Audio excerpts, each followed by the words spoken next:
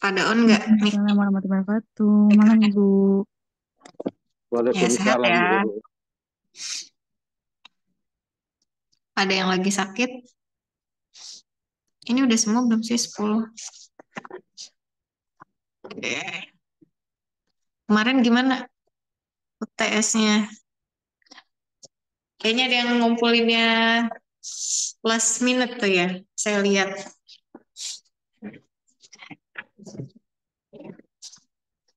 Kalau kelas reguler itu ditulis tangan. Jadi banyak banget itu berhubung eksekutif. Dan kalau di foto juga nggak kebaca. Enak kan kalau diketik? Apa gimana? Gimana Mbak Alia?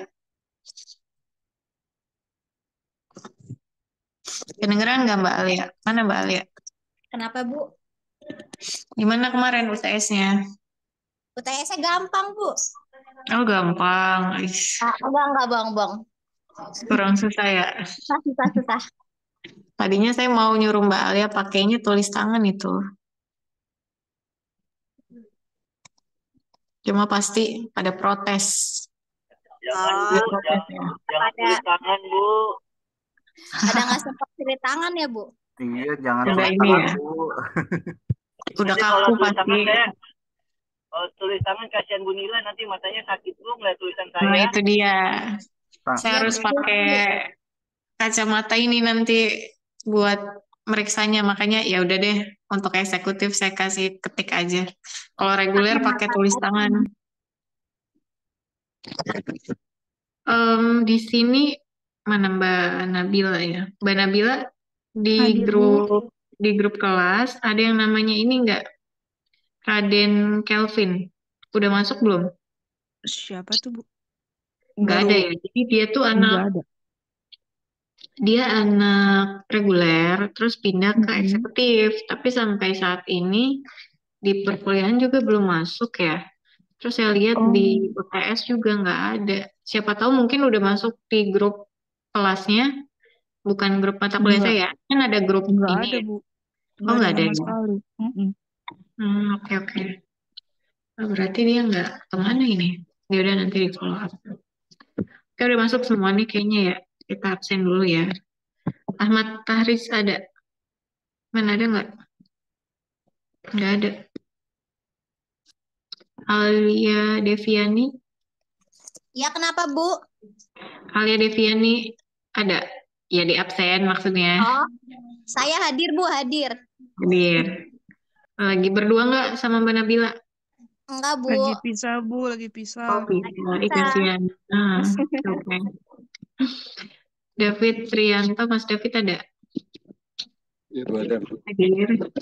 Ya, sehat ya, Mas David. Ya, alhamdulillah, Set. Hmm. Edward Haley kemana nih Mbak Alia temennya? Kayaknya jarang masuk. Tahu nggak? Mbak Nabila tahu nggak? Itu mah biasanya Patri yang tahu atau enggak Pak Saring Puspo sama Mas Fikri yang tahu biasanya mah. Kayaknya Oh, masih, kayaknya masih di Cina, Bu. Belum pulang. oh lagi tugas keluar. Iya, Ibu. Hmm, iya maksudnya nggak apa-apa sih ngabarin aja ke akademik gitu. Sayang nanti untuk beberapa halnya eh, nggak masuk atau yang lainnya kan kalau misalkan emang mau izin nanti ada tindak lanjutnya gitu. Fikri Al Faisal ada, Mas Fikri. Hadir, Bu, hadir. Hadir. Bagas Rizkowah. Mana Among Us biasanya ini? Hadir, Bu. Hadir. Mana? Oh iya. Nabila. Mbak Nabila ada. Hadir Ada. Bu. Ahmad Hasan. Ada. Mas Rui nih. Mana nih Mas Rui? Ada nggak Mas Rui? Hadir Bu, lagi Oh, di jalan, sehat di Mas Rui. dengerin sambil di jalan Bu. Ada yang mau disampaikan nggak? Kira-kira. Ayo, ada yang mau disampaikan nggak? Halo Bu, Iya, ada yang mau disampaikan nggak Mas Rui? Kendalanya mungkin kemarin UTS atau yang lainnya. Oh, UTS kemarin saya belum karena ini Bu di LMS-nya soalnya nggak muncul di saya. Apanya soalnya? Iya. Pas saya cek lagi ternyata pas sudah tenggat selesai baru muncul itu. Ya, ya berarti itu Saya sebenarnya muncul kan? berarti sebenarnya muncul, cuman saya nggak ngecek ulang sih Bu. Hmm, kadang memang suka trouble kayak kemarin tuh, saya juga belum ke upload tuh. Apa? Iya Bu. Oh, Kemarin ngeceknya udah saya cek. kapan? Ngeceknya pas saya upload hari Kamis bukan? Saya ngecek pas hari hanya, terus terakhir saya cek Jumat sebelum saya pergi ada acara. Dan saya cek kembali Oh, Senin baru baru muncul dulu karena pas hari apa ya? Pas hari pas banget pas pelajaran Ibu saya cek. Ternyata deadline-nya udah habis Selasa. tenggatnya. Deadline-nya saya buat lama kok Selasa. Iya, pas banget saya pas cek di hari pas pelajaran Ibu saya lihat udah lewat tenggatnya. Ya iya dong, kan ada deadline-nya. Saya udah ngubungin Kaprodinya sih Bu dan bilang katanya ada keluar SK-nya. Saya tunggu sampai sekarang belum ada ininya lagi. Kapro keluar SK-nya, maksudnya? Iya, saya udah kan saya ngubungi admin ya untuk mengumum Heeh, tes ulang, ajuan heeh. tes usulan. Terus admin bilang akademik buat ngubungin kaprodinya. Dan saya hubungin kaprodinya, katanya nanti ada SK-nya. Saya nggak ngerti tuh SK apa, Bu. Surat keterangan yang diterbitin. Oh, coba nanti saya follow up ke akademik ya. Oke. Wah, seru. Izin ya, Bu ya, dengerin di jalan ya, Bu. Oh iya, silakan. Hati-hati. Taring Puspo. Mas Puspo ada nggak? Bestinya Mas Tri itu biasanya. Mana ini? Lagi di jalan. Kemana Mas Tri? Ada nggak? Mas Tri mana Saya nih? Hadir. lagi nggak bareng Pak Mul. Lagi nggak bareng. Ya, Tapi sinyal aman ya. sinyal Buat saya ngikutin ya ya. dutan sih Bu, lagi di jalan. Lagi pada di jalan. Oke deh. Alfred, Pak Alfred hadir. Mana ini? Ada. Sehat, Pak. Sehat. Gimana Iya, sehat? Oh, sehat. Iya, sehat, Pak. Alhamdulillah. Andika. Andika Dwi Putra. Nggak ada. Udah ada yang belum kapsen nggak? Nggak ada ya kayaknya. Ini 1, 2, 3, 4, 5, 6, 7, 8, 9. 9 orang dong. Eh, saya belum dipanggil Bu. Udah, tadi. Kedengeran Oh, nggak? udah ya. Udah. Oh, siap siap Ibu. Iya, Mas Tri hadir. Siap. Gitu. Oke, kita lanjut ke materinya. Masih kemarin tentang ngebahas di ruang lingkup ERP. Untuk malam ini kita ngebahas tentang integrasi datanya. Coba ya,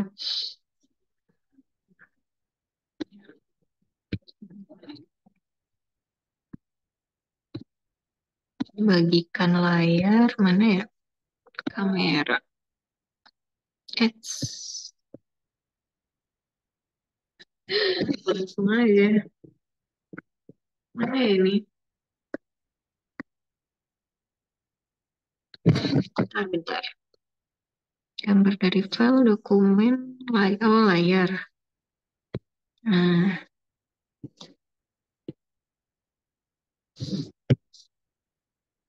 kelihatan nggak ininya, layarnya?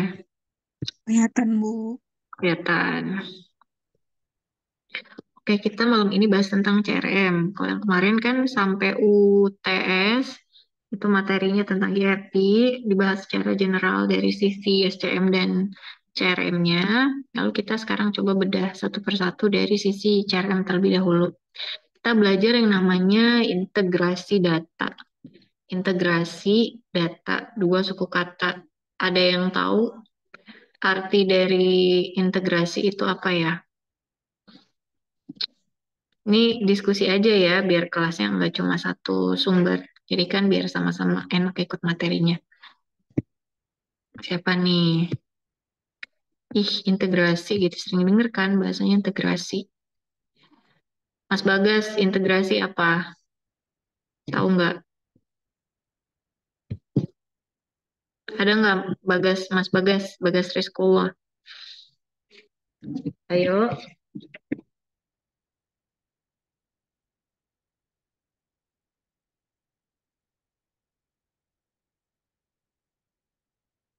Oh nggak ada suaranya.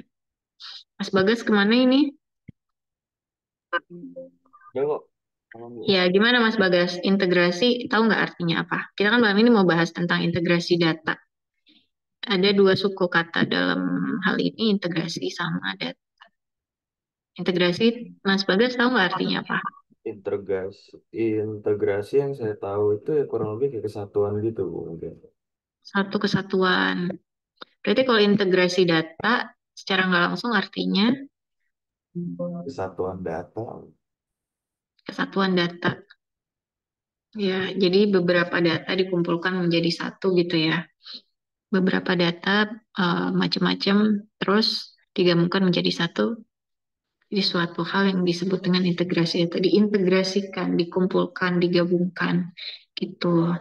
Kenapa kita ngebahas tentang itu? Karena ternyata ada alurnya dalam proses CRM itu terbagi menjadi dua. Jadi integrasi data itu yang dari data pelanggan, prosesnya itu eh, dikumpulin dan dijadikan menjadi satu. Misalkan di satu perusahaan tersebut ada sistem CRM kan, ada ERP, CRM sama SCM-nya. Nah, kita sekarang bahas CRM-nya. Di sini ada beberapa alur, ada dua ya. Jadi ini diputusnya dari garis yang samping website ini. Ada dua sistem CRM-nya atau Customer Relationship Management-nya. Nah, di sini ada, kita bahas dari sebelah kiri dulu ya. Sebelah kiri ini ada yang namanya customer. Terus alurnya, customer itu misalkan mengunjungi suatu website untuk pembelian lah dalam hal berbagai macam gitu. Pembelian produk yang kita jual, yang kita pasarkan. Lalu masuk tuh yang mereka beli di database kita untuk sebagai laporan untuk pembelian purchase report ini. Nah, nanti digunain sama si marketing ini untuk memproses hal tersebut. Nah, di database ini nanti bisa eh, tercipta suatu hal atau suatu data yang memberikan email atau informasi ke customer tersebut bahwa ada beberapa produk lain di perusahaan yang kita jalani gitu. Jadi kan sering ya teman-teman nerima email promosi ketika kita habis melakukan penjualan atau misalkan setelah berkunjung ke berbagai website gitu kan suka buat subscribe-nya. Kalau misalkan kita enggak suka dengan email promotion tersebut, ya bisa di unsubscribe.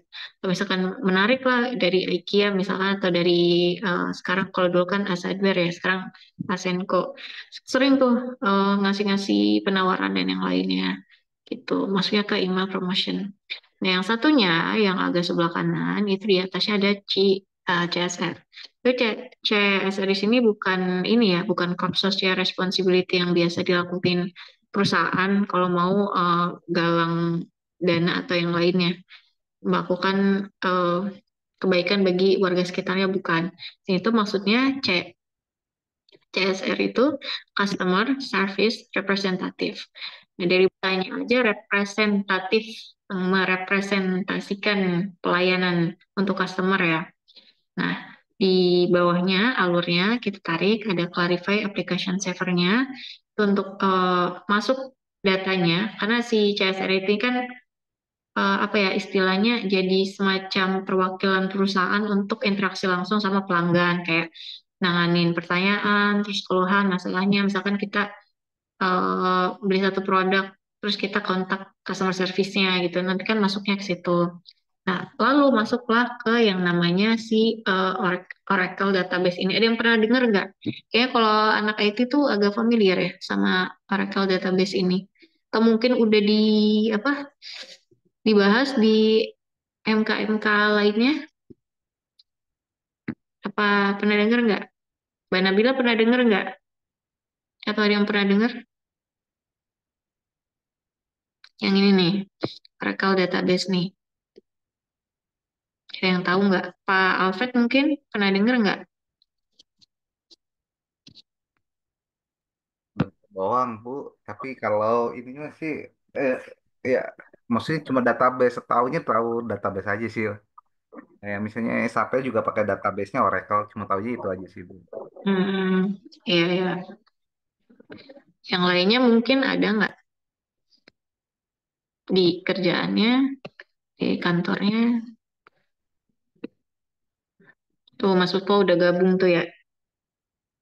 Iya Bu, Mas Puspo pernah dengar Oracle nggak? pernah sih sistem database ya Bu. Atau di MK lainnya mungkin udah diajarin. Pernah nggak? Tapi belum tahu itu apa ya. Oh, belum. Kalau Oracle Hmm. sendiri memang kan database paling top lah itu. Lumayan Hmm. harganya. Ya, jadi dia tuh jadi semacam kayak sistem manajemen basis data gitu. Terus yang dipakai di organisasi atau beberapa perusahaan di seluruh dunia. Tuh, fiturnya macam-macam, fungsinya buat ngolah data dalam jumlah besar, terus datanya emang kompleks dan banyak gitu. Terus fungsinya untuk mendukung dari kinerja tersebut.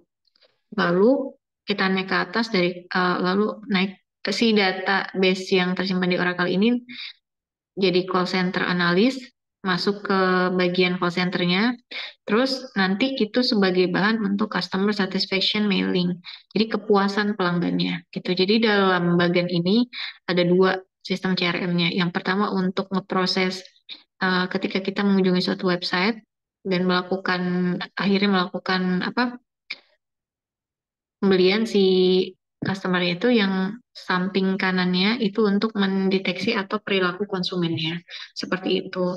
Makanya ini hal-hal yang seperti ini masuknya di CRM karena di ERP itu yang menangani untuk customer itu bagian CRM seperti itu.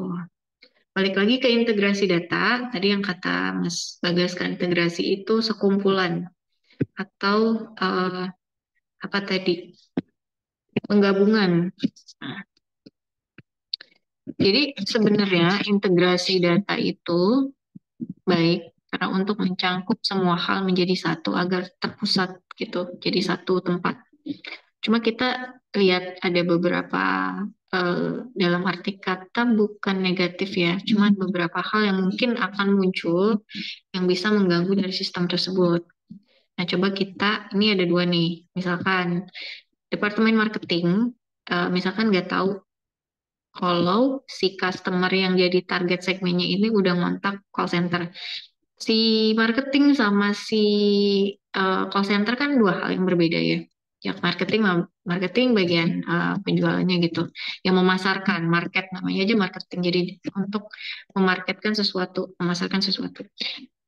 Call center yang melayani keluhan pelanggan atau menangani apa yang pelanggan akan adukan gitu.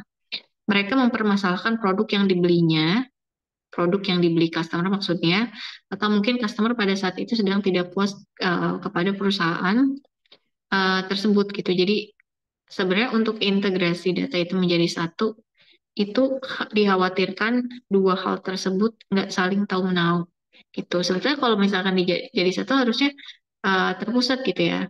Tapi kalau misalkan dipisah-pisah, itu kan bisa dianalisis sendiri-sendiri.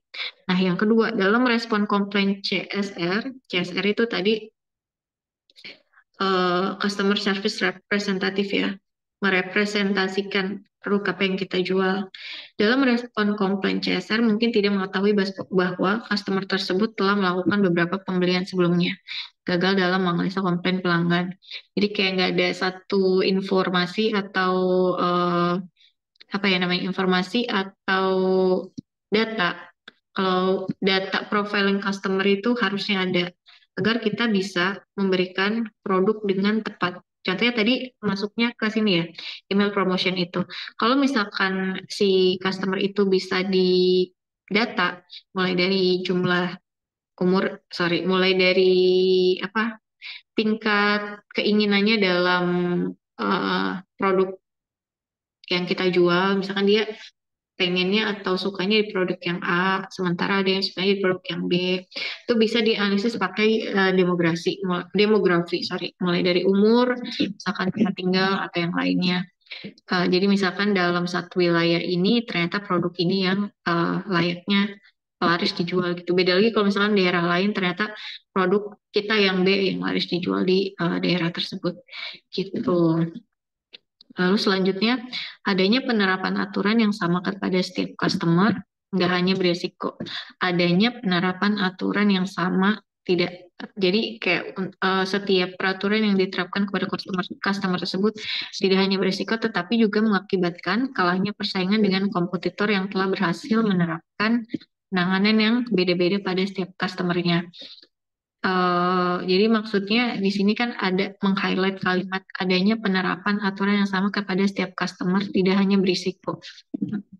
Jadi kalau misalkan kita sebagai perusahaan yang menjual atau melempar produk kita ke pasar untuk diperjualbelikan, itu kan kadang ada hal yang namanya penanganan kepada pelanggan atau customer.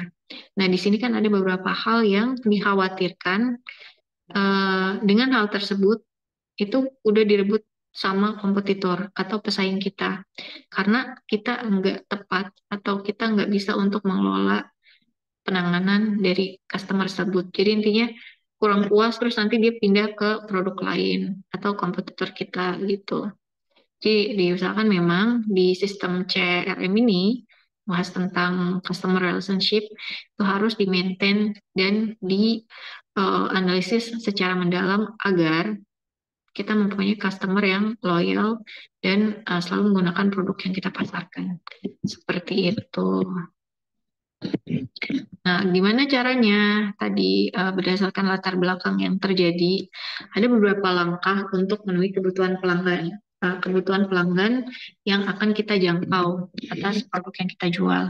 Pertama, bisa mulai kita memahamin tentang interaksi terakhir antara pelanggan dengan perusahaan, baik melalui call center ataupun tiga. Jadi kayak ada semacam follow up gitu. Kita paham apa yang mereka mau, apa yang mereka inginkan. Misalkan kita ngeluarin produk baru nih, produk A dengan packaging yang ternyata setelah kita lempar ke pasar itu packagingnya nggak banget gitu, bagusan yang kemarin. Atau secara volume dan apa ya mungkin berpengaruh juga ke isinya. Misalkan kita ngejual suatu produk kosmetik gitu ya, itu cewek-cewek mungkin ih bagus packaging yang kemarin yang sekarang kayaknya kok jelek banget gitu atau kok lebih oksidasi misalkan dalam produknya eh, enggak sebagus kualitas yang kemarin gitu. Nah, kalau kita mengabaikan hal-hal tersebut, kayak misalkan ya udah emang ini produk yang kita lempar, yang mau kita pasarkan, kalau nggak suka ya udah nggak bisa se-egois itu juga. Karena kalau kita kan ketergantungannya juga ketika memasarkan produk itu sama customer. Kalau customer suaranya nggak didengar, itu ya bisa jadi bumerang juga buat kita. Mereka bakal pindah ke kompetitor lain. Jadi kayak ya udah saya pakai produk yang lainnya aja. Karena nggak ada pengembangan dari produk tersebut atau produk yang kita jual. Gitu. Jadi nggak bisa kita angkat tangan kalau kebutuhan pelanggan itu nggak kita analisis untuk dipertimbangkan. Yang kedua, mengetahui apakah sejarah pembelian pelanggan untuk kurun waktu beberapa tahun, seperti kapan dan bagaimana pelanggan membeli suatu produk, kapan biasanya pelanggan nambah beli produk tersebut, dan gimana pelanggan respon suatu promosi. Nah, ini tadi masuknya ke analisis tentang pelanggan. Jadi kalau kita udah punya database seperti ini, yang tadi dialurin, setiap pelanggan yang coba masuk ke website kita, ngisi data, atau kita follow up dengan sistem yang sebelahnya, itu kita punya beberapa database yang bisa digunakan informasinya untuk eh, menyusun atau membuat produk kita agar diterima di pasar atau diterima oleh para customer gitu. Jadi infonya ini seperti kayak nanti untuk kurun waktu berapa tahun si pelanggan itu nanti beli produk kita. Terus cara belinya tuh gimana? Biasanya lewat apa ya? Suatu platform apa?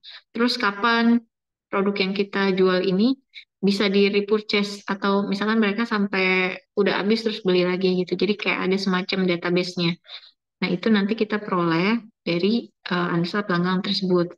Terus bisa di tracking juga itu respon mereka gimana kalau kita ngelampirin suatu promosi produk terbaru. Sama yang tadi poin pertama.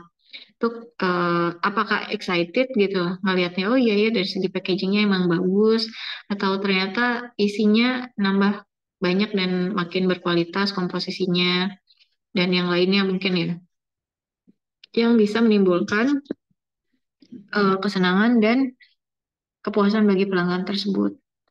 Nah, yang ketiga, kombinasi informasi yang lain. Kombinasi itu berarti kan artinya percampuran.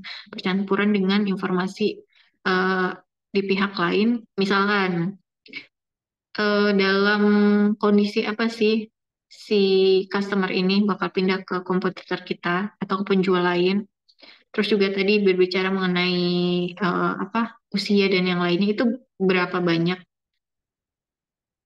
usia atau umur yang jadi sasaran produk kita gitu. Terus misalkan dari segi habitnya juga atau kebiasaannya. Kalau kita punya produk tertentu yang memang membutuhkan informasi tersebut ya. Misalkan apa ya, atau usaha ya, nggak produk aja. Misalkan kita membuka suatu restoran atau yang lainnya, kita analisis dari hal tersebut, pasarnya gimana sih, ada apa enggak gitu. Dan rating tentang skala penilaian customer akan suatu produk. Nah, ratingnya gimana sih mereka kalau kasih review gitu. Misalkan gini, untuk pernyataan 11 sering mereka makan bersama di luar. Itu juga jadi ini ya, apa semacam informasi ketika kita akan membuka suatu usaha di suatu daerah. Misalkan, jika kita membuka suatu restoran di daerah yang memang secara mobilitas penduduknya itu tinggi, sering apa ya, kebutuhan akan hiburan, kebutuhan akan rekreasi bersama keluarga itu repeat ordernya cepat atau rutin, itu dipastikan kita untuk hal tersebut ada pasarnya. Tapi misalkan kita analisis demografi atau dari suatu tempat yang di mana di daerah tersebut tingkat beli dari masyarakatnya itu sendiri rendah, atau misalkan jarang untuk melakukan kebiasaan tersebut, itu bisa jadi suatu analisis dan suatu tindakan apakah kita yakin akan membuka usaha atau restoran atau produk di tempat tersebut. Nanti bisa dianalisis juga dari hal itu. Kalau misalkan nggak ada pasarnya gimana? Kita buka restoran seenak apapun, seekonomis apapun, kalau misalkan daya beli di lingkungan sekitar itu nurun atau rendah, yaitu berarti kan sama aja. Susah untuk memasarkan produknya atau memasarkan tempatnya gitu. Nah, tiga hal ini jadi satu dasar untuk memenuhi kebutuhan pelanggan. Karena kebutuhan pelanggan itu memang harus diakomodir agar setiap produk yang kita lempar itu bisa memenuhi kebutuhan mereka. Seperti itu. Selanjutnya, ini tadi langkah untuk kebutuhan pelanggan. Lalu ada beberapa. Kalau tadi kan tiga, ini ada tiga lagi. Informasi seperti yang poin keempat ya selanjutnya. Nah, informasi-informasi yang dijabarkan dalam hal tersebut itu disimpan di bagian menu profile customer. Ya, ada terkategorisasi ya customernya gitu tuh. Mulai dari usia atau misalkan demografi dan tempat tinggalnya, ada profilingnya. Jadi kita bisa tahu dan menganalisis pasar tersebut. Nah, tuh ditempatkan dalam layar CSR yang tadi. Si customer service representatifnya gitu. Jadi di sini kan si CSR ini kan perwakilan dari perusahaan yang kita bangun atau perusahaan yang kita jalani, yang dia itu sebagai representatif. Representatif kan artinya merepresentasikan ya. Jadi dia berinteraksi langsung untuk ke pelanggan buat jawab berbagai pertanyaan atau keluhan yang masalah yang pelanggan itu lontarkan kepada produk yang kita jual. Jadi dia sebagai representatifnya untuk memasarkan produk kita gitu. Ditampilkan sebagai pop screen segera setelah sistem call center mengenali nomor-nomor telepon customer yang masuk. Jadi kayak misalkan kita kan kalau cari satu produk cari dulu tuh di internet. Oh, ternyata ini ya, ada nomor HP-nya gitu. Ntar kan kita, meskipun kita belum tentu pakai dan beli produk tersebut, kadang kan kita nanyain ya, misalkan booking restoran dan yang lainnya atau nanyain produk, ini produknya gimana ya, khasiatnya apa, ingredientsnya gimana. Nah itu nanti untuk nomor-nomor yang masuk ke sistem mereka itu dijadikan profiling untuk pelanggan. Jadi tetap nanti ke depannya itu akan jadi satu bahasan untuk melihat ke apa ya, ketertujuan produk itu yang akan kita pasarkan. Yang selanjutnya, nomor 5, usaha tersebut untuk mengadopsi customer loyalty program dan menaikkan tingkat retensi tanpa menyentuh bidang-bidang mendasar lain dari perusahaan. Ngomongin tentang customer loyalty program, mungkin di sini ada yang bisa kasih contoh atau ada yang udah pernah dapet gitu customer, jadi kayak ikutan ya, ikutan misalkan ngumpulin sesuatu atau ternyata di bank gitu ada customer loyalty program yang memang memberikan keuntungan bagi si pelanggannya atau nasabahnya atau memang yang si customer tersebut. Ada yang udah pernah dapat nggak? Coba saya tanya ya. Siapa? Mas David pernah dengar nggak tentang customer loyalty program? Ada? Masih ada nggak? Masih ada di room? Halo? Halo, Mas David ada nggak? Mana ini? Nggak ada kayaknya ya? Atau nggak kedengeran? Rahmat Hasan, Mas Rahmat ada nggak? Kedengeran nggak suaranya? ada Bu, ada Bu, kedengeran? Mm-mm. Oke, pernah dengar istilah customer loyalty program? Belum Bu, belum pernah dengar. Pernah dengar. Kira-kira artinya apa ya, Mas Rahmat? Tahu nggak? Kalau di analisis dari yang tadi, customer, dari katanya kan ada 3 suku kata tuh. Coba, Ibu, izin menjawab boleh Bu? boleh. Siapa ini? Saya Siapa? Bu, Iya, siapa? Pri. saya Oh, Tri Mas Bu. Tri. Oke, oke. Iya. Gas, Mas Tri. Gimana? Siap. Izin Bu. Jadi di pekerjaan sebelum saya sebelumnya kan itu di perhotelan Bu. Nah Mm-mm. kebetulan untuk masalah CSR, customer service representative itu udah hal yang lumrah lah di dunia kerja saya waktu dulu. Nah di situ Mm-mm. kita ada suatu eh apa ya namanya ya, award lah atau reward buat Iya. customer kita yang loyal terhadap perusahaan. Mm-mm. Jadi untuk setiap tahun itu kita selalu mengadakan namanya seperti undian sih Bu, undian. Tapi yang Mm-mm. kita pilih itu adalah customer-customer yang benar-benar ada feedbacknya ke perusahaan. Dari Mm. seluruh customer ada 10 besar yang kita pilih. Nah, salah satunya itu nanti akan menjadi pemenang dan rewardnya itu dari kita biasanya menginap di salah satu hotel rekanan kita. Contoh misalnya 5 hari 4 malam di Jepang. Nah itu Mm. apa ya? Kayak kalau dari perusahaan tuh kayak rewardnya dari perusahaan lah. Karena si customer Mm-mm. ini sudah menyumbangkan cukup lumayan banyak juga untuk perusahaan. Mm-mm. Dari membawa rekan-rekan kerjanya, akhirnya dia bisa Mm-mm. menjadi membership di perusahaan kami. Terus Mm-mm. keluarganya semua jadi membernya kita semua. Jadi dari semua itu ya kita buatlah satu reward untuk customer-customer kita yang terpilih, yang Mm-mm. royaltinya banyak lah feedbacknya ke perusahaan. Kayak gitu sih Bu. Oke, terima kasih atas jawabannya. Nah, kata Mas Tri Iya, tadi, dan itu pun ya kenapa? izin Mm. menambahkan lagi Bu. Iya, nggak Eh, apa-apa. jadi untuk customer sendiri pun kita lihat feedbacknya juga nih, historinya dari CSR-nya. Apakah tamu ini sering komplain atau tamu ini eh jadi track recordnya sih. Misalnya ada salah satu tamu misalnya Pak Mul, dia sudah rekanan member kita ternyata sudah lebih dari 10 tahun. Nah, selama 10 tahun itu dia sudah membawa banyak teman-temannya untuk join di grup kita, dan juga dari sisi beliau dan juga rekan-rekannya itu dari sisi CSA tidak ada track record mereka sering komplain. Justru malah sebaliknya mengasih feedback yang ibaratnya masukan-masukan yang membangun si perusahaan ini. Itu sih Bu. Oke, oke.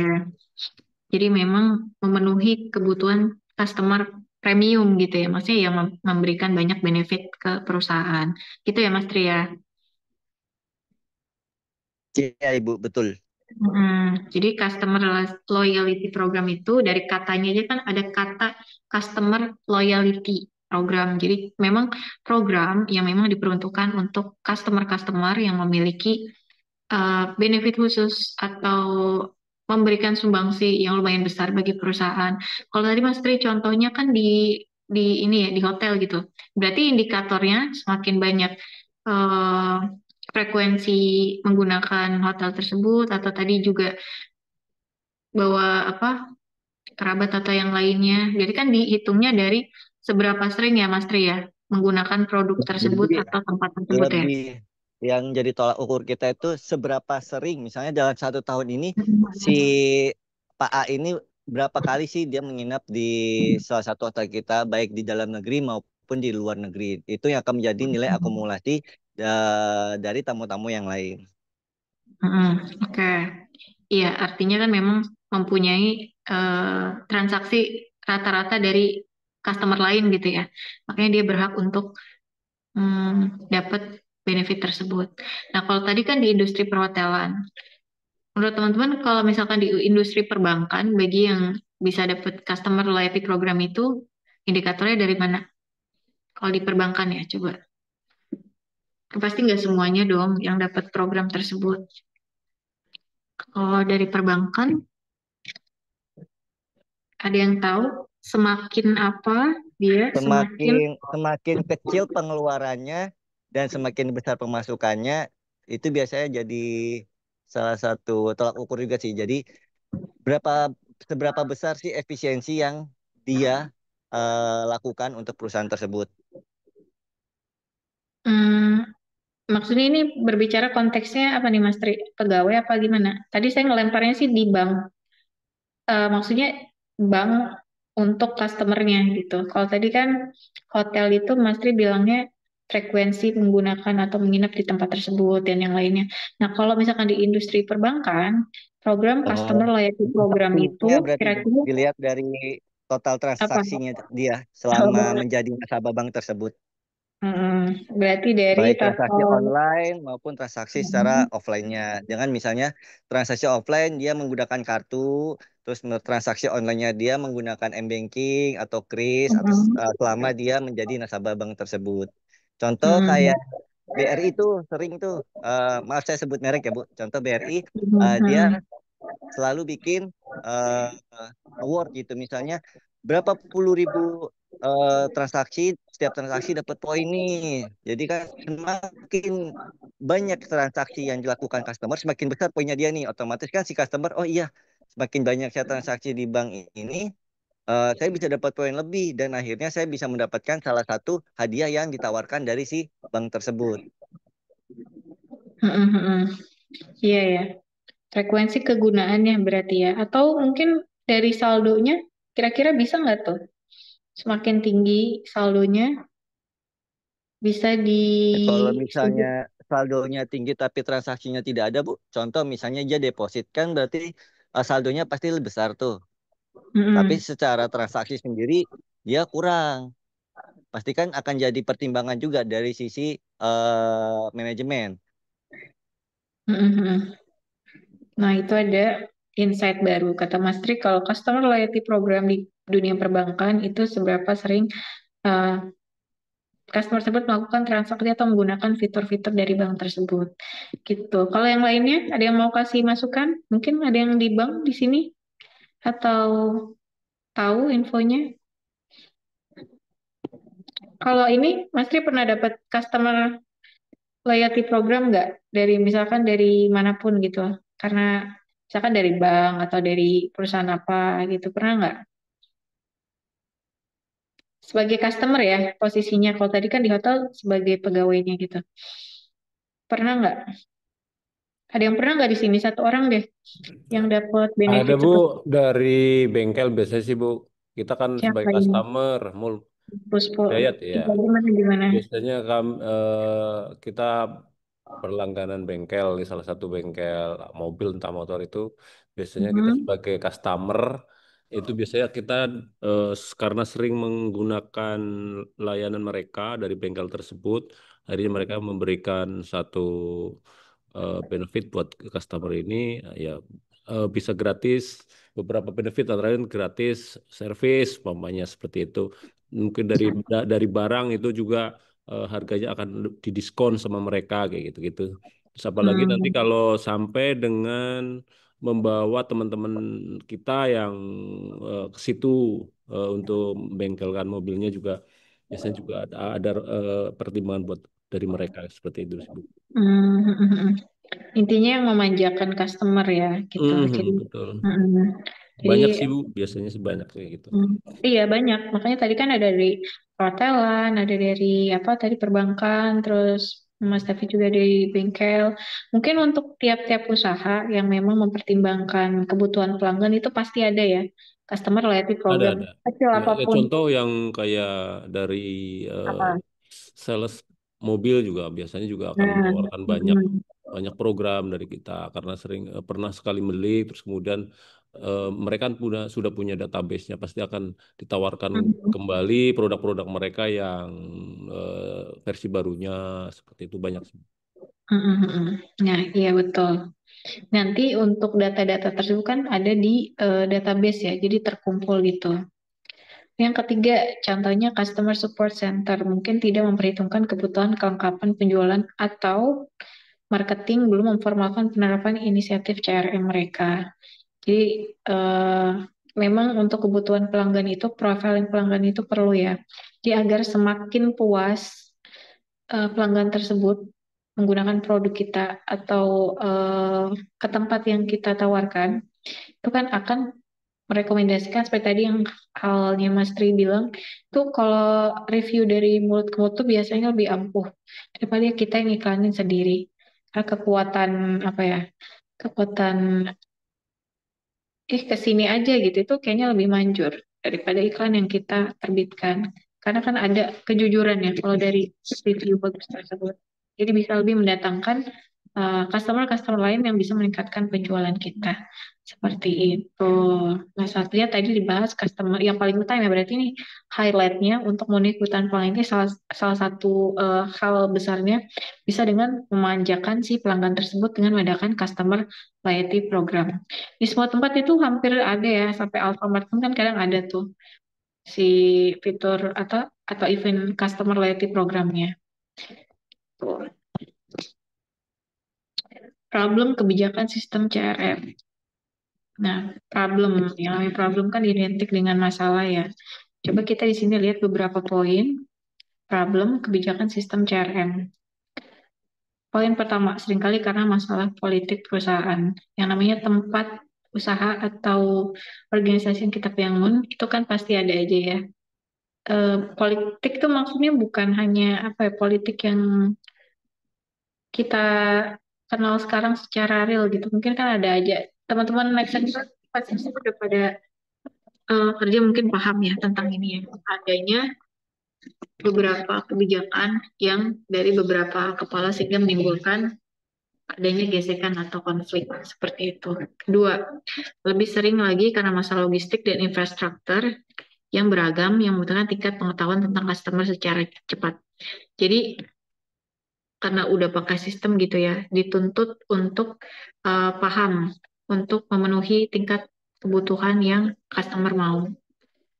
Masalah yang timbul dari stock system ini adalah hubungan antara perusahaan dan pelanggan dipahami berdasarkan pada sebagian interaksi konsumen dengan perusahaan. Selanjutnya, CRM diterapkan berdasarkan pada sebagian interaksi. Contohnya, pemasaran mengirimkan survei kepuasan beberapa minggu setelah survei dari customer support dikirimkan.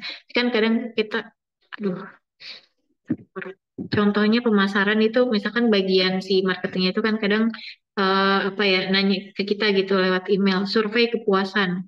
Atau secara gampangnya ketika kita habis pakai ojol, Grab atau Gojek, kadang kan mau kasih bintang berapa gitu di akhirnya. Itu kan bisa buat di survei kepuasan tersebut. Bisa tahu apa yang udah dirasain pelanggan setelah pakai produk kita. Gitu. Yang poin terakhir itu seperti ini malah mengasingkan konsumen daripada membangun kesetiaan. Jadi ada beberapa hal yang mungkin kalau tidak terkoordinasi dengan baik, itu nanti secara loyalitas customer-nya juga tidak berpihak baik ke kita, sehingga lari ke produk lain atau kompetitor lain. Seperti itu. Nah, tadi kan udah dibahas tuh, langkah untuk memenuhi kebutuhan pelanggannya, tata caranya gimana sih? Yang paling itu kan tadi tentang customer loyalty program. Nah, di sini, di slide selanjutnya, cara ngumpulinnya tuh gimana? Cara kita tahu untuk bisa dimasukin ke database ini, agar nanti kita bisa kirim email promotion atau promosi itu seperti apa? Atau kepuasan customer ini gimana? Sini ada beberapa persentase. Satunya dengan 1, 2, 3, 4, 5, 6, 7 poin yang bisa kita kumpulin. Pertama, interaksi penjualan langsung. Apa ya, memasarkan produk kita secara langsung ke customer tanpa adanya sekat atau batasan. Kan kita bisa tahu customernya gimana, ditanya langsung, diajak diskusi langsung, diajak interaksi langsung gitu. Jadi kita tahu, oh emang butuhnya seperti apa produknya, yang bagaimana khasiatnya. Nanti kan dari situ bisa jadi bahan riset untuk membuat produk tersebut lebih baik lagi sesuai dengan keinginan pasar. Yang kedua, email. Email itu lumrah ya sekarang karena udah zaman digital. Kalau dulu saya nggak tahu dalam mengumpulkan informasi itu bisa seperti apa sebelum ada internet dan untuk digitalisasi seperti ini itu selain email mungkin di poin-poin lainnya, tapi di sini email mengandung persentase cukup besar karena memang secara nggak langsung kita kan kadang oh ini meskipun kebanyakan orang Indonesia untuk email itu kadang di skip kecuali memang penting banget gitu. Tapi kalau misalkan tiba-tiba masuk email dari Alfamart nawarin produknya atau misalkan tempat lain Asenko gitu. Kita paling ngelihat juga, oh semacam ini aja gitu. Nggak secara langsung lebih banyak dari poin nomor 1. Tapi tetap beberapa perusahaan yang sampai besar pun masih suka ngemailin customer-nya dalam memasarkan produknya. Nah, hal tersebut kan bisa jadi pengumpulan informasi customer bagi si perusahaan tersebut. Interaksi call center. Call center kan kadang dihubungin sama orang yang memang mau menanyakan produk tersebut atau ada keluhan atau ada gangguan. Biasanya kan diangkat tuh sama satu orang, ditanyain permasalahan langsung apa, iya kenapa, terus kendalanya di mana. Nah, itu juga bisa jadi bahan informasi customer, dikumpulin gitu tuh. Ternyata beberapa keluhannya seperti ini. Nah, dari situ kita bisa tindak lanjuti untuk seperti apa nanti ke depannya atas komplain customer tersebut. Nah, informasinya itu udah masuk di database.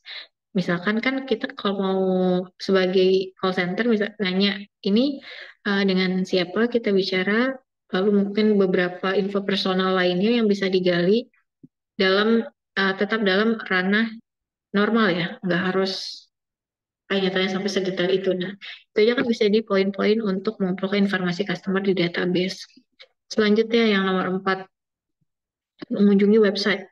Nah, itu kan kadang ada tuh ya, kalau misalkan kita klik seperti apa, ada trafiknya gitu di web itu. Nah, nanti kita bisa lihat, oh ternyata yang customer kita ini ngeklik atau ngebuka web kita ini kebanyakan dari negara ini, gitu kan suka ada ya. Terus juga kebanyakan di range usia segini, domisilinya begini.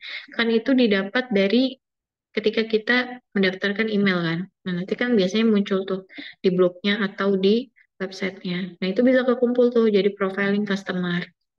Terus survei. Survei juga kan jadi satu hal yang biasa dilakukan oleh perusahaan untuk mengumpulkan data customer-nya. Surveinya seperti apa? Misalkan ngisi checklist atau yang lainnya. Yang selanjutnya fokus group atau fokus group discussion. Nah, ini mungkin ada beberapa hal yang disampaikan secara general gitu, secara terstruktur agar mungkin produk yang dilempar tersebut menjadi lebih banyak pasarnya atau peminatnya. Nah, yang terakhir, event atau pameran perdagangan. Itu sudah lumrah kalau misalkan kita mau cari profiling customer, itu kan kita kayak semacam mungkin di acara-acara yang gede, kita buka stand, nanti kan pasti ada yang nanya-nanya, kita kolektif datanya, kebutuhannya seperti apa, terus juga kalau misalkan memang si customer tersebut sudah jadi pelanggan loyal kita, itu apakah emang ada kendala sampai eh, berbicara seperti itu, Pak, itu kan juga jadi semacam masukan untuk mengetahui informasi tentang customer-nya seperti apa aja. Jenisnya bagaimana, untuk demografi tempat tinggalnya di mana, gitu, umurnya berapa. Nah, dari situ nanti kita bisa kumpulkan untuk menciptakan formulasi produk berikutnya yang sesuai dengan target pasar atau market yang kita kumpulkan. Istilahnya ngapain kalau kita bikin produk yang customer itu enggak excited atau aware sama produk tersebut, ya siapa yang beli, sebagus apapun, seberkualitas apapun kan. Tapi halnya kalau memang kita ada pasarnya, itu gampang untuk menjalankannya seperti itu. Nah, ini ada bagan yang menjelaskan 4 perspektif. Perspektif itu kan berarti sudut pandang ya dari para eksekutif atau pimpinan. Nah, di sini ada bagian-bagian eksekutif yang dijabarkan, ada marketing, ada sales, customer support, sama engineering atau teknisinya yang menangani atau yang membuat dan mengelola produk yang akan kita lempar ke pasar. Ada yang bisa jelasin coba bedanya poin nomor 1 dan 2 di bagian marketing dan sales. Apakah sales itu udah bagian dari divisi marketing atau justru sebaliknya? Silakan diskusi bareng-bareng. Perbedaan marketing dan sales. Mungkin bisa dikasih contohnya juga. Siapa ya? Kalau sales berfokus pada penjualan, Bu. Kalau marketing fokus pada strateginya. Ini siapa ini? Raden ya? Mas Hasan ya? Apa Mas Fikri? Fikri Bu. Oh, Fikri. Oke, sorry Mas Fikri. Kata Mas Fikri tadi apa? Coba diulangi. Kalau sales fokus pada penjualannya, kalau marketing fokus pada strateginya. Sales fokus pada penjualannya. Marketing berfokus sama strateginya. Jadi, em, untuk marketing, di sini bagian eksekutifnya marketing ya. Pimpinan pertamanya misalkan marketing. Strategi apa, caranya gimana, ditanggapannya, kita sangat membutuhkan sistem. Ini apa ya, istilahnya di beberapa poin ini, tanggapan mereka tentang CRM ya, aktivitas CRM-nya gitu. Kita sangat membutuhkan CRM. Jadi bagian marketing ini dalam proses menyusun formulasi untuk memasarkan produknya butuh yang namanya CRM. Mereka bahkan nggak tahu berapa jumlah, kita bahkan nggak tahu berapa jumlah pelanggan kita secara real. Saya akan memberi apapun, akan tetapi kita butuh yang cepat. Jadi dia tuh butuh satu sistem yang kita nggak bisa kalau kalau misalkan bergerak secara manual. Dengan adanya sistem CRM, nanti kita bisa memenuhi hal tersebut. Terus tadi sales itu orang yang tadi apa Mas Fikri? Coba bisa dijelaskan mungkin lebih panjang. Kedenger nggak?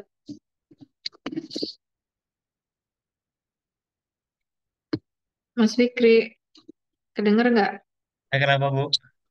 Iya tadi kalau sales adalah orang yang Fokus pada penjualannya. hmm, fokus pada penjualannya. Jadi meyakinkan calon pembeli gitu. Biar beli gitu ya. Kalau Mm-mm. sales, kalau marketing fokus pada Untuk bagian menarik minat calon pelanggan. Menarik Jadi minat calon membangun pelanggan. hubungan jangka panjangnya. Membangun hubungan jangka panjangnya agar menjadi customer yang tetap ya untuk menggunakan produk kita. Gitu. Mungkin seperti itu. Nggak apa-apa, nggak mungkin. Bukannya mungkin ya, memang pernyataannya udah tepat. Gitu. Nah, di sini ada poin kalau kata si sales nih, tanggapannya tentang CRM. Tentu kita butuh, tapi kita belum siap.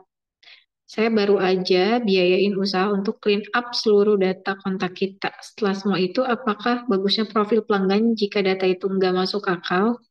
Apa bagusnya profil pelanggan jika data itu nggak masuk akal? Itu menurut si sales. Ini salah nih ininya apa?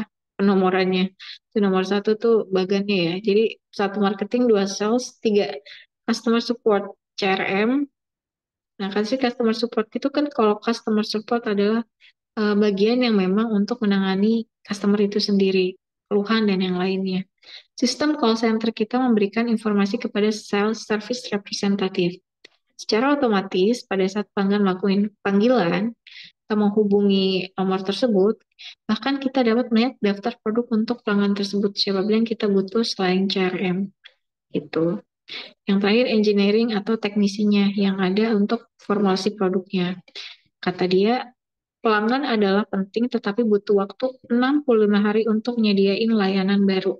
Dia sampai membuat suatu breakdown timeline waktunya untuk nyediain layanan baru. Jika aja kita nggak siapin pertama kali, kita akan kehilangan pelanggan. Jika aja kita tahu bagaimana perizinan instalasi kita. Jadi di poin yang keempat ini, dia berpendapat bahwa jika kita tidak mempersiapkannya pertama kali, kita tidak akan kehilangan pelanggan. Dia lebih fokus ke memang formulasinya gitu. Sistem ngebangunnya kalau si teknisinya ini terkait dengan CRM itu sendiri. Nah, di beberapa poin ini kan beda-beda ya tanggapannya. Mungkin nanti teman-teman saya taruh di LMS, bisa dibaca kembali atau mungkin ada yang ditanyakan. Nah, jadi itu jadi semacam apa ya? Kan karena di CRM juga ada beberapa istilahnya bagian. Nggak cuma si sales atau marketing doang ya kemarin. Itu membutuhkan banyak hal untuk support di bagian tersebut. Gitu. Nah, ini tadi udah. Selanjutnya, satu perusahaan multi database pelanggan. Multi, yang namanya multi kan lebih dari satu ya. Multi kan artinya bisa disebutkan juga banyak. Itu ada kontak pelanggan, kontak korporasi, daftar produk, hasil penjualan, data pembayaran pelanggan. Terus si database marketingnya, kalau LFD tadi si marketing yang tadi fokus pada pemasarannya itu hasil penjualan, segmen pelanggan, sejarah promosi, respon kampanye, dan skor penilaian.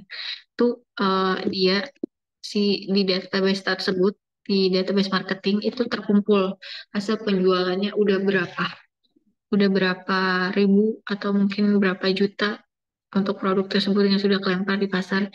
Segmen pelanggannya seperti apa? Segmen tuh kayak semacam ya, segmen suka denger nggak kata segmen? Tipe atau jenisnya nggak sih ya segmen ya, jenis pelanggannya bisa dikatakan seperti apa. Terus untuk alur dan sejarah promosinya itu bagaimana, itu nanti ditaruh di marketing. Kayak tadi yang Mas Fikri bilang kan fokus untuk memasarkan formulasi si produknya. Itu sementara sales kan yang melempar produk tersebut ke pasar. Jadi dia ada tata cara promosi atau hal yang bisa membuat produk tersebut kelempar secara baik dan benar di pasar. Respon kampanye. Kampanye itu maksudnya dalam hal respon pelanggannya seperti apa. Kita bikin satu campaign ya, kalau anak agensi biasanya campaign gitu. Kalau mau ada produk yang mereka lempar atau mereka pasarkan, campaignnya tuh gimana sih? Cara masarinnya gimana? Gitu. Mulai apakah pakai gimmick atau mungkin yang lainnya yang bisa intinya narik perhatian si customer itu sendiri. skor penilaian yang tadi review ya. Kita dikasih berapa bintang, contohnya gitu.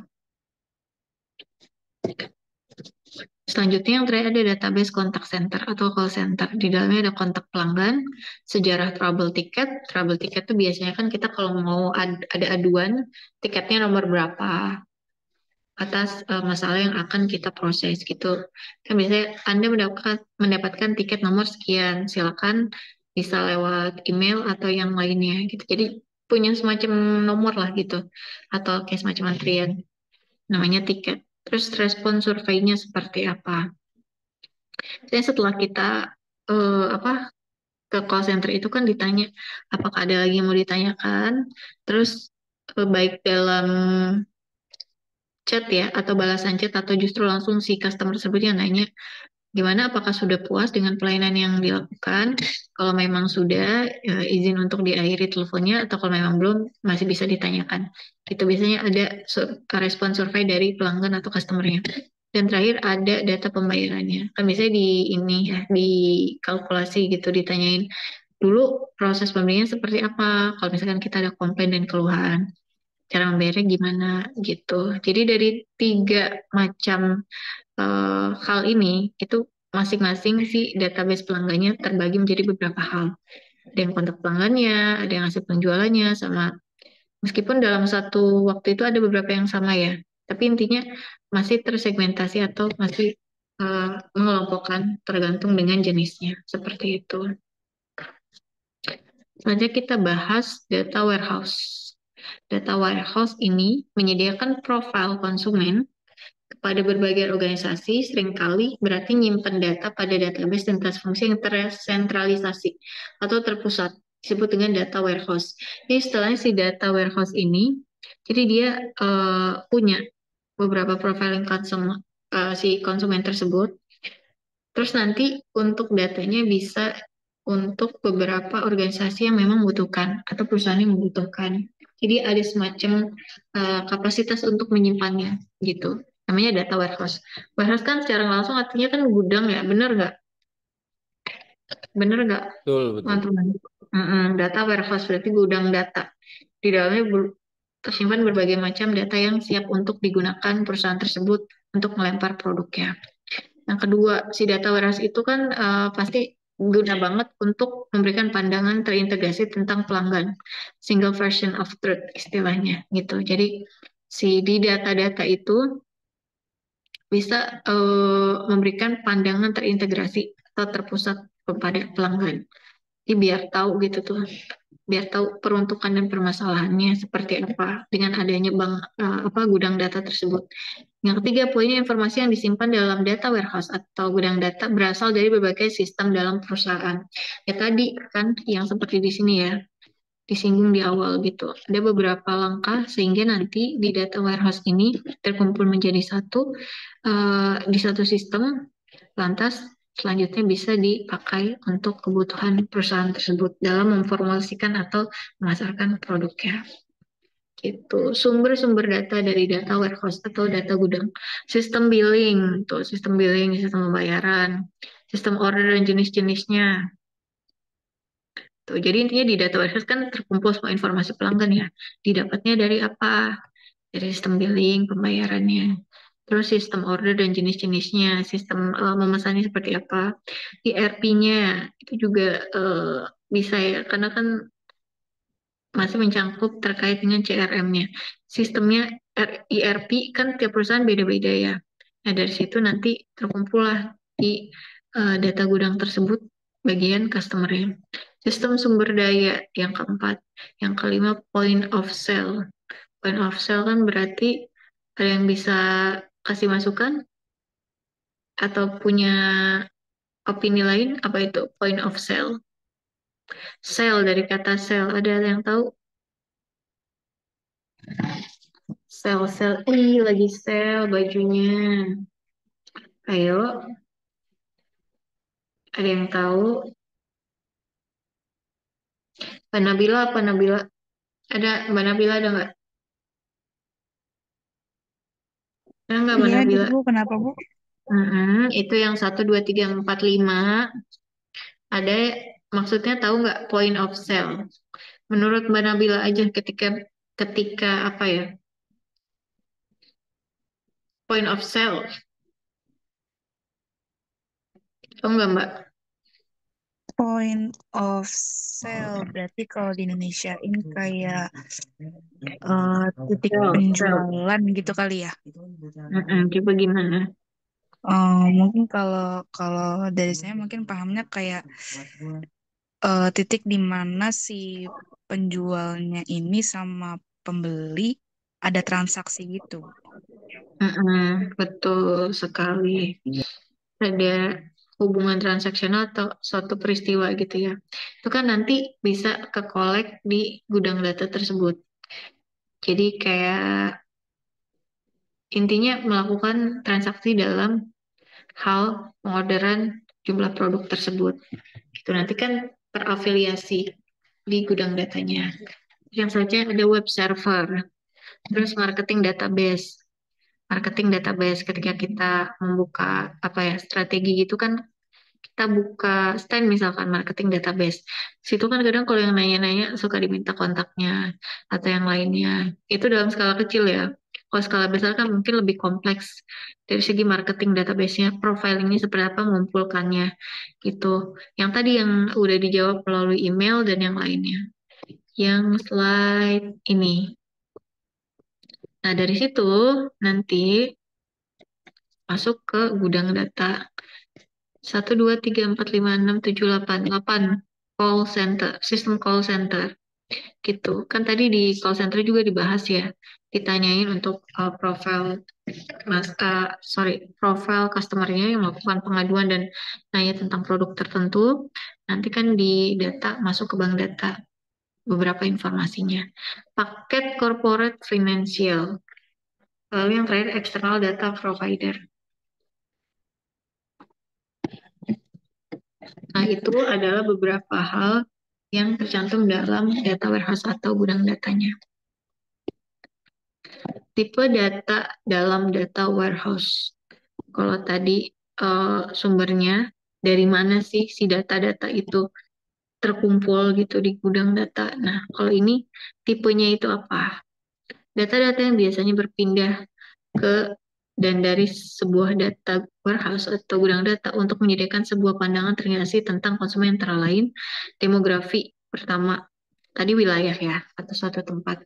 Yang kedua proses data pembeliannya. Tiga campaign response-nya. Campaign itu kayak semacam promosi ya, respons dari campaign yang kita lakukan atau kita lemparkan ke pasar. Billing and payment. Billing itu artinya tagihan dan pembayarannya seperti apa, tipe datanya. Web activity, aktivitas webnya, return, call center context, dan survey responnya seperti apa. Itu beberapa tipe data yang terkumpul di sistem datanya. Jadi data tentang demografi pelanggan, data tentang si pembelian produknya, tentang ketika kita melempar campaign ke khalayak luas, terus billing dan payment seperti apa, web activity-nya gimana, itu datanya terkumpul dalam data gudang tersebut. Terus dijelasin nih, kalau tadi tipe datanya, nah ini yang pertama kan sumbernya dari mana, terus tipenya gimana aja, dikelompokkannya seperti apa. Nah di sini dijelaskan manfaat dari gudang data tersebut. Sorry, bentar. Manfaat dari data warehouse. Yang pertama, salah satu kekuatan data warehouse adalah kemampuannya untuk menyimpan sejumlah besar data historis. Menyimpan sejumlah besar data historis. Jadi dia mempunyai kekuatan untuk menyimpan beribu-ribu data yang digunakan untuk profiling customer bagi perusahaan, yang memungkinkan perusahaan untuk membandingkan perilaku konsumen sepanjang waktu. Ini alasan utama perkembangan data warehouse. Jadi biar tahu gitu tuh, oh ternyata customer saya tuh jenisnya seperti ini, informasinya seperti ini. Kan suka terbagi ya, nggak mungkin dong si profiling konsumen di perusahaan kosmetik, misalkan contohnya Paragon, disamain dengan sektor yang apa ya, mungkin produk bayi mungkin ya, yang tentang diapers atau yang lainnya itu kan pasti beda profiling konsumennya seperti apa. Yang kedua, integrasi data. Integrasi pengumpulan data menjadi tujuan sekaligus tantangan terbesar dari inisiatif CRM. Nah, tadi sempat disinggung beresikonya seperti apa untuk integrasi data ini yang nanti memang akan bersinggungan di sistem tersebut. Yang ketiga, survei terkini. Forrester itu semacam lembaga survei ya. Mungkin di beberapa negara sana. Jadi dia itu bikin survei, ditemukan bahwa hanya 30% dari responden yang disurvei atau pelanggan yang disurvei atau customer yang disurvei mengetahui bahwa mereka punya pelanggan yang sama dengan di divisi lain di perusahaan mereka. Gitu. Yang kedua, hanya 20% bisa mengetahui jika seorang pelanggan telah mengunjungi situs perusahaan. Yang ketiga, hanya 23% dari CSR dapat melihat aktivitas web pelanggan. Jadi di sini nggak keseluruhan ya. Untuk hal-hal tersebut masih ada beberapa presentasinya yang belum maksimal. Gitu. Selanjutnya, pentingnya data yang terintegrasi atau terkumpul menjadi satu kesatuan. Ada 2 poin di sini. Mendorong pelanggan untuk kembali membutuhkan tidak hanya nama, alamat, dan pendapatan, mengetahui produk yang digemari, tingkat konsumsi, nilai gaya hidupnya seperti apa. Jadi terkumpul ya satu datanya atau satu informasi datanya gitu. Bisa dilihat dari jenis customer-nya, alamat, terus yang lainnya seperti yang tercantum di layar ini. Yang poin kedua, pelanggan akan merespon lebih baik terhadap satu tampilan perusahaan. Contohnya misalkan, seringkali pelanggan yang berbelanja lewat web dan yang melakukan contact center adalah pelanggan yang sama. Gitu. Jadi secara apa ya, perilaku atau tadi mungkin yang Mas Tri bilang sales representatif itu akan merespon lebih baik lagi terhadap satu tampilan perusahaan. Kalau kita nge-treat merekanya dengan baik dan benar, dengan memang apa ya, ketika kita mengajukan komplain langsung ditanggapi, langsung diselesaikan, langsung diberi kompensasi dan yang lainnya, itu kalau misalkan datanya terintegrasi kan dia telepon dulu nih pasti ke call center. Iya, saya punya kendala baru 2 hari, 3 hari terakhir produk yang saya beli rusak dan seperti ini. Kendalanya yang harus saya lakukan seperti apa. Nah, nanti kan itu akan di follow up ke divisi lainnya yang memang dalam satu ranah ini ya, ranah tempat situ tuh. Jadi kalau misalkan terintegrasi datanya itu bisa gampang. Pelanggan seperti poin nomor 2, pelanggan akan merespon lebih baik terhadap satu tampilan perusahaan. Kalau kitanya men-treatnya secara baik dan benar, tuh yakin pelanggan juga tetap nggak sampai pindah ke kompetitor lain. Kalau memang sudah nyaman ya, sudah nyaman dan layanan untuk customer itu nomor 1, saya yakin pelanggan juga kadang males banget ya kalau pindah-pindah barang atau pindah-pindah tempat gitu. Pengennya sih tetap bagus, tapi ya dibalikin lagi ke perusahaannya. Mereka mau nggak mendengar dari suara pelanggan tersebut agar berubah menjadi lebih baik. Contohnya, misalkan persaingan untuk bank kan sekarang lumayan banyak dan beragam ya. Kalau dulu ya kita tahu bank tuh ya udah bank yang ada kantornya aja. Kalau sekarang kan banyak kayak bank saku di depan kampus tuh ada tuh berbuka bank saku. Terus mungkin ada beberapa online perbankan lainnya yang sudah muncul gitu. Kalau si bank yang dari dulu, misalkan, aduh, kalau nyebut nama nggak enak ya, dikira ngejelekin. Misalkan bank A gitu, dia ngerasa dia udah dari dulu melayani customer. Salah satu bank tertua yang di Indonesia misalkan. Tapi dia nggak melakukan beberapa perubahan atau apa ya, inovasi gitu. Dia udah kayak gitu aja. Rekening koran misalkan susah diakses, nggak bisa real time, atau misalkan keluhan ketika ke kantor cabang antrinya nggak masuk akal sampai puluhan gitu karena CS-nya atau tellernya yang dijaga cuma satu. Nah itu kan akan kelibas sendiri ya kalau misalkan ada kompetitor bank lain yang bisa memberikan lebih dan benefit lebih bagi dia gitu tuh.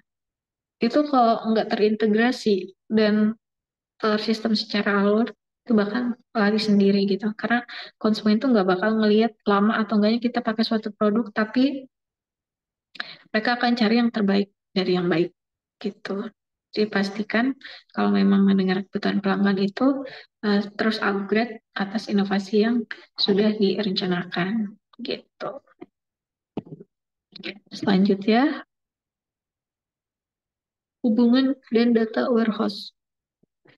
Perusahaan yang bermaksud baik seringkali gagal saat menyediakan data warehouse atau gudang data dan intelijensia bisnis kepada pengguna bisnis mereka. Misalkan Departemen TI atau IT-nya tahu bahwa data tidak bisa dipisahkan dari CRM dan data warehouse. Ada sistem sumber CRM yang ideal. Jadi nggak bisa dipisahkan tuh antara CRM sama si gudang data tersebut. Di lain pihak, komunitas bisnis menekan pada kecepatan tanpa peduli dari mana data berasal.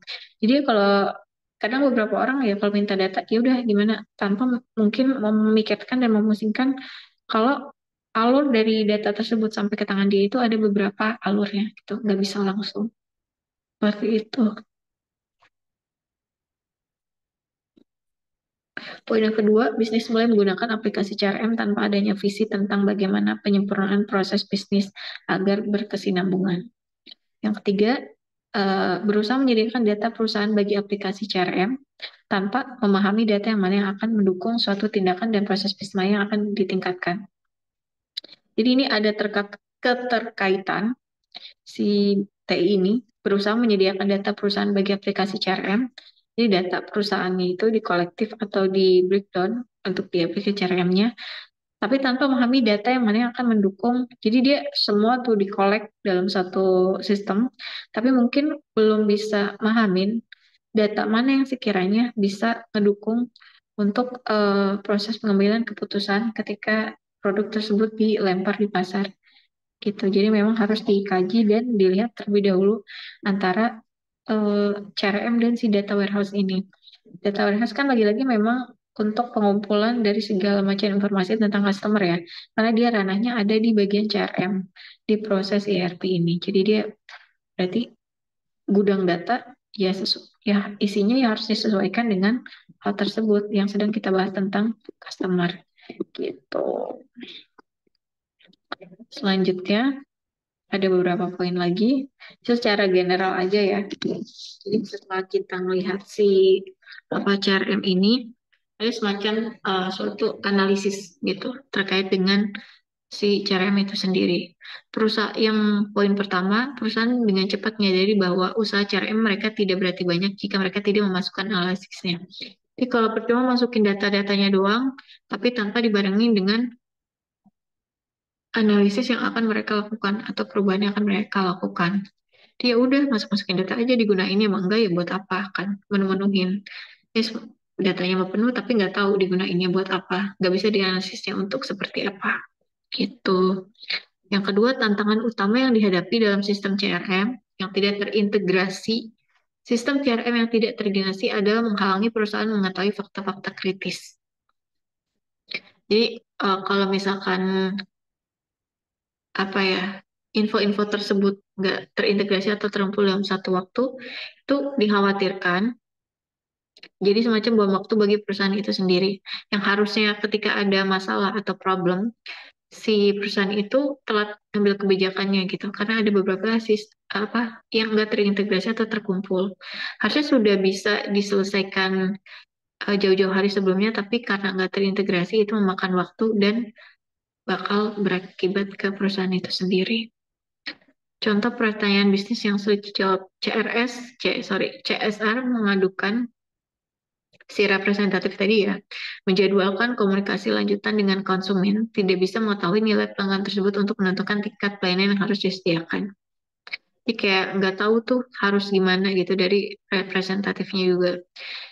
Yang kedua, manajer segmen tidak bisa mengikuti sejarah komplain pelanggan sebelum berusaha melakukan cross-selling gitu. Jadi dari pusatnya aja kalau nggak bisa kan nganalisis atau ngikutin apa ya alur komplain atau histori komplain dari pelanggannya ya, berarti kan sama aja. Nggak bisa untuk membuild up untuk dan memasukkan analisis tersebut. Poin selanjutnya, manajer kampanye di bagian marketing tentunya tidak ingin meminta pelanggan yang terlambat membayar tagihan. Ini sudah berbeda lagi. perlu kita cermati, tidak ingin meminta pelanggan yang terlambat membayar denda tagihan. Jadi memang tidak ada tagihan yang dibebankan. Nggak pengen gitu dari segi manajer si kampanye tersebut. Tidak ingin meminta pelanggan yang terlambat membayar tagihan. Seperti itu. Ya, ada beberapa slide lagi. Mungkin saya secara general aja ya. Yang tadi Tapi belum di-share ya, Kenapa? Pak? Kenapa? Iya belum. Ini baru saya. Karena tadi kenapa ya saya juga nggak tahu. LMS saya tuh kadang suka nggak bisa. Jadi mungkin coba Kalau abis malam yang saya ini lihat saya kemarin tuh di-share ya. LMS Ya, seringnya kadang bisa kayak kadang aku enggak, Bu. wisata tugas Mm-mm. di laptop itu nggak keluar, tapi Nggak pas muncul di ya. handphone di browser keluar, Bu. Yang minggu kemarin kan? Di bulan-bulan sebelumnya, Bu, sampai dengan yang di OTS juga termasuk. Oh iya, kalau bulan sebelumnya tuh di MK sebelumnya. Di minggu-minggu sebelumnya Mas Oh, kayak pertemuan tetap 5, 7 gitu. tetap di MK Sistem Informasi Manajemen kan? Hampir di semua MK, Bu. Tiap mau ngumpulin Hah? tugas, Oh akhirnya gitu. saya kemarin nyobanya nguploadnya via handphone terus. Oh, jadi memang di MK lain pun kadang tidak terpublish ya. Ya, di tampilan untuk laptop itu seringnya nggak muncul. Oh, oke, nggak apa-apa. Makasih ya infonya. Nanti coba saya infokan ke kampus karena memang ini juga kan penerapannya baru ya. Kita pakai LMS ini baru di beberapa bulan ini karena masih terintegrasi dari si Siakat itu sendiri masih satu produk. Kalau memang ada beberapa yang harus di diperbaiki, nanti saya bantu infokan ke yang bagian tersebut gitu agar Ya, iya benerin, Fik. mohon maklum Fikri, aja. benerin, Fikri. Kenapa Mas Fikri? Kenapa suka nggak muncul gitu Mas Fikri ya? Kenapa, Bu? Nggak tahu saya.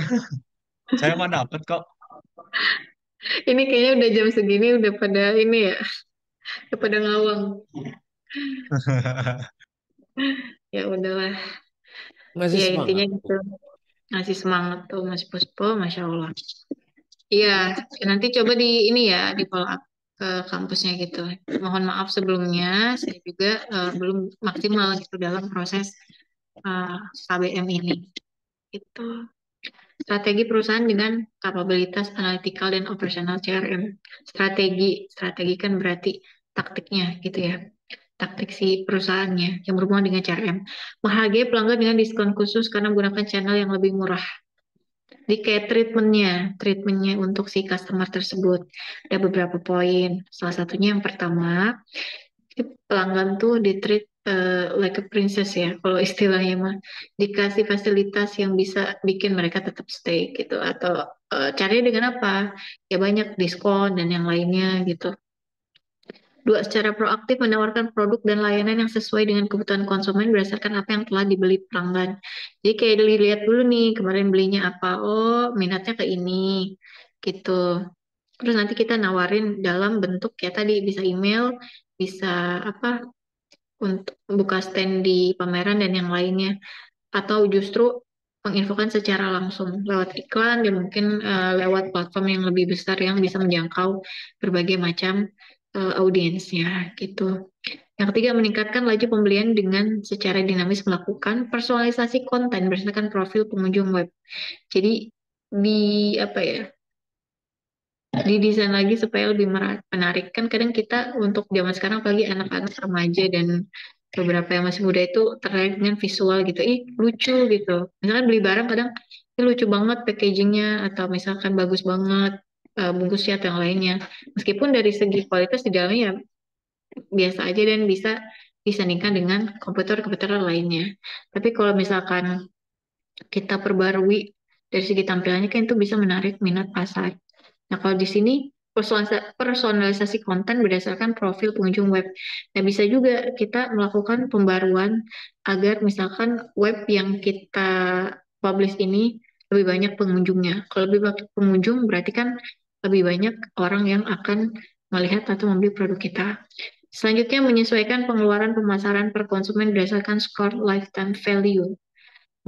Menyesuaikan pengeluaran pemasaran atau marketing per konsumen berdasarkan skor lifetime value. Jadi nilai lifetime itu kayak semacam jumlah waktu yang mereka habiskan atau mereka lakukan untuk menggunakan produk yang kita pasarkan gitu.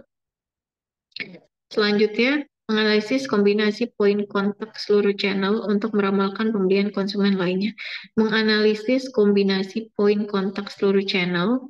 Poin kontak itu mungkin ini ya, dalam arti kata di sini dijabarkan untuk seluruh channel. Channel bisa channel apa aja, misalnya channel pembayarannya atau channel yang memungkinkan pelanggan tersebut memilih produknya untuk meramalkan pembelian konsumen berikutnya. Proses repeat order istilahnya gitu. Jadi beberapa poin dan channel akan terintegrasi agar si pembeli tersebut ke depannya nggak cuma sekali belinya, tapi di hal-hal atau jangka waktu ke depannya, atau dengan istilah repeat order. Nah, itu strategi perusahaan yang dibangun untuk mengusahakan atau memaksimalkan si CRM itu sendiri. Nah, terkait ini, OLAP juga tadi sama kayak beberapa apa ya,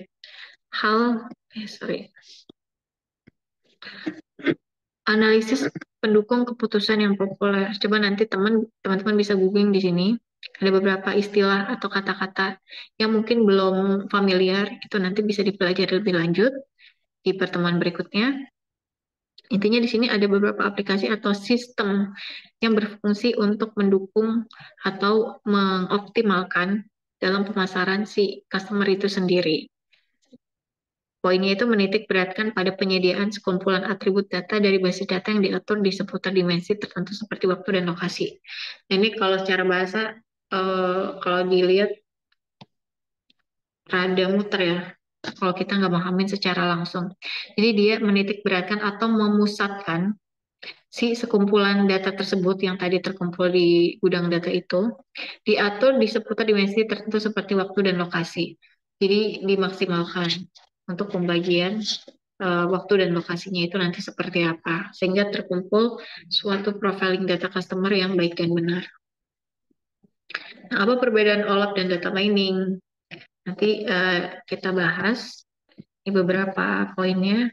Jadi mulai masuk, ada yang udah denger apa itu data mining, mungkin saya yakin ini ada di MK lainnya soalnya. Data mining gitu. Ada yang udah pernah denger belum? Data mining apa coba artinya? Yang udah pernah dengar? Pas semester 1, Bu. Udah pernah berarti. Mm-mm. Apa tuh artinya tuh? Bukannya di MK Bunila juga ya? Ya, masih inget nggak ininya? Apa artinya? Lupa-lupa ingat, tapi yang ingat apa ya, kayak makna data kayak gitulah. Gak tahu dah. Itu Ya, Bu, pengumpulan data gitu pengumpulan, berarti, Bu. Nah, si kumpulan data pengumpulan gitu. atau pengolah data buat mengekstrak informasi yang terdapat pada data tersebut. Betul tidak ya? Betul tidak ya? Betul, Mas Tri. Ragu Iya. ya saya. Mining itu kan berasal dari kata apa tuh? Mining, tahu mining? Nambang. Nambang, Bu. Pertambangan. Mm-mm. Mining, mine. Menggali, nambang, gali. Mhm. Nah, itu kalau digabungin Kolek. mengkolek, mengumpulkan ya. Itu kalau kita bedah data mining, berarti data yang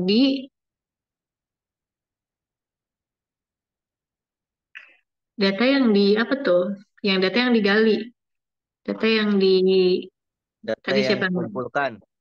Data yang Iya, dikumpulkan. mining itu gali. Jadi kalau di perbankan itu kayak untuk menganalisis transaksi Mm-mm. dan mendeteksi aktivitas-aktivitas si customer. Mm-mm. Jadi ini ya, digali dari perilaku konsumennya itu sendiri. Kita bedah bahas, coba kita bahas di pertemuan berikutnya terkait dengan OLAP dan data mining. Jadi masih dalam koridor CRM ya. Nanti untuk minggu Bu, depan. boleh berdebat nggak sih, Bu? Apa? Ya boleh berpendapat nggak tuh? Siapa ini? Mas David ya? Iya Bu. Iya boleh. Gimana? Kayaknya ada yang ada ganjel tapi belum dimasukin itu Bu. Strategi mengakali regulasi. Soalnya kalau dilihat kan Mm-mm. di semua sektor tuh regulasi kan kayak mengarah ke monopoli, tadi operator seluler yang batas-batasin promo Bentar dulu, atau Mas kayak David. Ini BBM atau di maksudnya perbankan gitu bentar-bentar. Bu. Kayaknya kalau selain yang plat merah harus pinter ngakalin regulasi deh Bu. Oke, bentar dulu. Ini maksudnya tadi mengemukakan pendapatnya terkait apa? Iya Bu, di keseluruhan materi ini Bu. Gimana? Ya strategi mengakali regulasi. Strategi mengakali regulasi. Bisa dijelaskan secara ini, secara lebih lanjut mungkin teman-temannya mau ikut dengar Ya kalau yang udah kan regulasi itu kayak memihak ke pihak-pihak tertentu ya. Misalkan ke operator peraturan ya. seluler dulu ada namanya telepon Rp1 atau free talk yang Mm-mm. malam itu akhirnya dibatasi sama pemerintah. Yang Mm-mm. imbasnya kan beberapa ini pada nggak bisa bersaing dengan yang plat merah atau kayak BBM yang terbaru. Akhirnya yang keongnya juga kabur dari Indonesia karena nggak kuat kan, karena harganya dipatok minimalnya ketinggian harga minimalnya, atau kayak Mm-mm. perbankan ya penggajian harus lewat bank-bank government kayak gitu. Iya betul. Mm-mm. Oh, Jadi yang bermain di sektor swasta nih kayaknya harus pinter-pinter ngikut regulasi, tapi diakalin yang nggak bersalah tapi kelihatan curang tapi nggak bersalah gitu Bu. nggak bersalah. Jadi intinya peraturan ya, masih terkait dengan peraturan ya Mas David ya. Iya, Dalam proses misal kayak memberikan. nggak boleh, dulu kan ada free talk, nggak boleh tuh, ada free talk akhirnya Mm-mm. dibatasin cuma 2 hari, nah itu nggak boleh telepon Rp1 akhirnya dibatasi setelah 1 jam baru gratis telepon Rp1 gitu. Mm-mm. Iya, jadi terkait dengan regulasi atau peraturan yang dimana akan diterapkan untuk tetap bisa memfasilitasi keinginan dari customer itu sendiri ya di pembahasan malam ini. Iya Bu. Ada yang mau ditanyain sebelum nanti ditutup dan minggu depan nanti kita bahas tentang ini masih dalam CRM ya. Ini pembahasannya soalnya eh, masih jauh si RP, SCM sama CRM ini. Jadi kita tetap di materi ini untuk beberapa minggu. Sebelum nanti kita ketemu UAS di bulan Juli. Eh, bulan depan dong ya? Cepet banget Ya perasaan. Allah, cepet banget ya. Iya, cepet banget ya Mas Tria. Baru juga masuk kemarin. Baru UTS Bu kemarin udah mau UAS lagi aja. Tapi bener Juli itu UAS deh. Akhir Juli. Akhir Juli kalau nggak salah. Gitu. Udah mau semester 3 aja ya. Tapi nggak, pasti libur dulu panjang. Nilai Kalau dari, nilai UTS belum ada ya Bu? oh nanti dong. Nilai UTS kan ini, apa? Diakumulasi di UAS. Jadi nanti kalau misalkan mau memperbaiki ya nanti dinilai akhirnya. Kalau saya gitu ya. Oh, kalau dosen lain udah pada diinfoin. Pak Tri mah aman Pak Tri, tenang aja. Yang Ada pastinya satu mau- sih Bu baru, tapi itu sih yang apa ya? Yang MK Bu Anita kayaknya tadi saya cek di LMS ada apa? nilainya keluar. Kalau udah ada nilainya. Nah, kalau saya konsepnya Tapi gitu itu sih Mas tugas Pri. ya, Nanti saya lupa. Itu UTS atau tugas nilainya? tugas kali mungkin. Kalau saya nanti memang diakumulasi di akhir, nanti secara nilai apakah masih kurang? Kalau masih kurang silakan ngajuin remedial. Kalau memang enggak ya udah. Nah nanti pun karena waktu peralihan dari semester genap ke ganjil itu lama biasanya ya. Ini kan kita Juli UAS, terus nanti masuk lagi di September tuh. Berarti kan ada span waktu 2 bulan libur ya. Itu kalau misalkan nanti ada kampus ngadain semester pendek juga bisa. Jadi semester pendek tuh fungsinya untuk teman-teman yang memang mau mengulang mata kuliah tersebut, tapi dalam jangka waktu yang relatif singkat gitu. Kalau misalkan ada nilainya yang ini ya, yang belum memuaskan, ntar bisa ikut di semester pendek. Nah, itu aja sih mungkin infonya. Terkait tadi LMS, nanti saya coba follow up. Memang masih ada beberapa perbaikan. Dari kampus juga mohon maaf sebelumnya terkait hal tersebut. Um, Lalu terakhir, ada yang mau ditanyain sebelum ditutup materi malam ini? Nggak ada. Cukup, Bu. Sepertinya Aman, aman. aman. Aman. Ya udah nanti kalau aman pindah ke minggu depan diskusi. Pada ini nggak, pada nggak apa-apa kan ya Selasa jam 7 ya? Aman Bu, Aman ya? aman. Insya Allah aman Bu. Iya. Oke lah kalau aman mah. Ini Oh iya, apa? tadi nggak dipanggil nggak nyaut di chat, Bu. Nyautnya, Bu. Sales di penjualan. Wah lah pada ini ya rame. Izin Bu sambil beresin kamar AC saya bocor. Ya Allah Mas Fikri udah ini belum AC-nya? Belum pernah dengar lagi di kereta. Oh lagi di kereta Mas David. Oke. Ya tadi saya nggak fokus lihat sini ya, mohon maaf. Ya mungkin itu aja untuk materi malam ini. Nanti di-upload ke LMS. Kalau memang tidak ada yang ditanyakan kembali, saya izin untuk akhiri sampai sini. Nanti kita ketemu di minggu depan. Minggu depan tetap offline ya. Kita soalnya biar nyambung ngebahas si data mining yang tadi melanjutin tentang CRM. Gitu. Sampai sini aja untuk materi malam ini. Terima kasih semuanya yang udah hadir dimanapun berada. Bagi yang di rumah, selamat istirahat. Yang di jalan, hati-hati di jalan. Yang lagi masih melakukan kegiatan, semoga tetap hati-hati juga, tetap semangat. Assalamualaikum warahmatullahi wabarakatuh. Waalaikumsalam. Waalaikumsalam Waalaikumsalam warahmatullahi wabarakatuh. warahmatullahi Makasih, Bu. wabarakatuh. Terima kasih, Makasih Bu. Bu. Ya, Sampai ketemu lagi sama-sama. teman-teman. Izin live ya, Bu. Izin lift Bu. Ya, silakan.